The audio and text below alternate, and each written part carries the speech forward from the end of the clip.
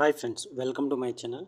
ఈ వీడియోలో మనం డైరెక్టర్ గీతా కృష్ణ గారి దర్శకత్వంలో వచ్చిన hits flops all Telugu movies గురించి తెలుసుకుందాం ఫ్రెండ్స్.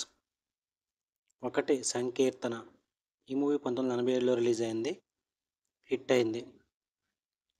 2 కోకిల.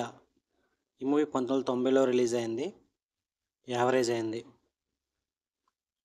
3 కీచురాళ్ళు. ఈ మూవీ 1991లో రిలీజ్ అయింది, యావరేజ్ అయింది. 4 ప్రియతమ. ఈ మూవీ 1992లో రిలీజ్ అయింది, ఫ్లాప్ అయింది. 5 సర్వర్ సుందరం గారి అబ్బాయి. ఈ మూవీ 1996లో రిలీజ్ అయింది, ఫ్లాప్ అయింది. 6 టైం. ఈ మూవీ 1999లో రిలీజ్ అయింది, ఫ్లాప్ అయింది. 7 కాఫీ బార్. ఈ మూవీ 2011లో రిలీజ్ అయింది, ఫ్లాప్ అయింది. ఇవి డైరెక్టర్ గీతా కృష్ణ గారి దర్శకత్వంలో వచ్చిన hits flops all Telugu movies list.